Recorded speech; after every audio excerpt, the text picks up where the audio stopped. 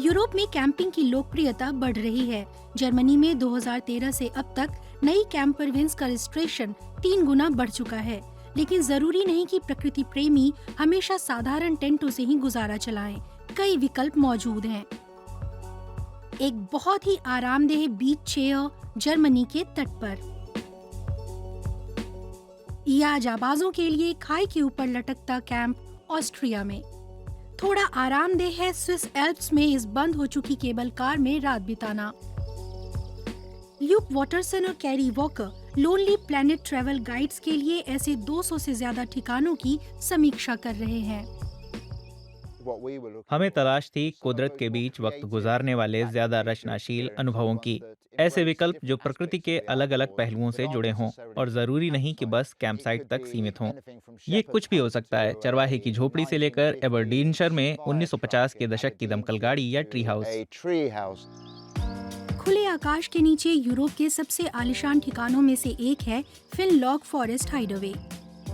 Northern Ireland की दूसरी सबसे बड़ी झील लॉक अर्न के तट के नजदीक कांच के कई गुंबदाकार कैंप हैं। जिलियन बियारे ने अपने भाई के साथ मिलकर अपने माता पिता के पुराने कैंप ग्राउंड पर इसे बनाया है। बबल डोम्स की खासियत है इनकी लोकेशन, और ये जंगल की प्रकृति में पूरी तरह डूब जाते हैं। इनमें ठहरने वाले लोग और बाहरी कुदरत के बीच पूरी तरह मेल बैठ जाता है।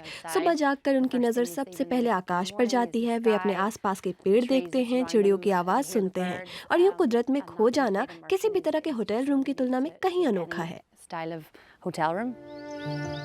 जंगल में इतना ही डूबा है यहाँ का स्पा। ल्यूक वॉटरसन प्रकृति में वक्त बिताने के सेहत से जुड़े पहलुओं पर ध्यान दिलाते हैं और इसका वैज्ञानिक प्रमाण है।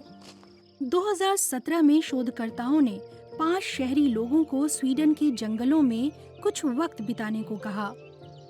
पाया गया कि 3 ही दिन में उनके तनाव वाले हार्मोन्स और ब्लड प्रेशर घट गया।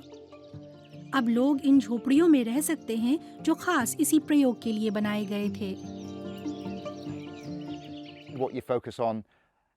आप बुनियादी चीजों पर ध्यान देते हैं, सीधे साधे सुख, अपने आसपास के पेड़ों को देखना, चिड़ियों को देखना, जंगली जीवों की आवाजें सुनना, प्रकृति की ध्वनियां सुनना। नतीजतन आप इतना आराम महसूस करते हैं जिसकी आपने पहले कभी कल्पना भी नहीं की। फिनलॉक में आराम की अपनी कीमत है। रात भर के 350 यूरो से कीमत शुरू होती है। प्रकृति को महसूस करने का ये महंगा तरीका है। मुझे जंगल में कैंपिंग पसंद है। मेरे हिसाब से इसका मतलब है आसपास की प्रकृति को निहारना, वे जगहें खोजना जहां दलदल जंगल से और जंगल नदी से मिलते हों, और मनपसंद जगह खोजकर अपना टेंट लगाना। ये मेरे लिए बिल्कुल सच्चा और जंगल का असली अनुभव है। हालांकि वहां खुले में मूसलाधार बारिश के बीच 3 दिन बिताने हों तो मैं ऐसे विकल्प को ना नहीं कहूँगा। कुदरत में डूब जाने का एक साधारण तरीका है झील में गोते लगाना, लेकिन तारों से भरे आसमान के नीचे बबल डोम में एक रात बिताना इससे कहीं ज्यादा आरामदेह होगा।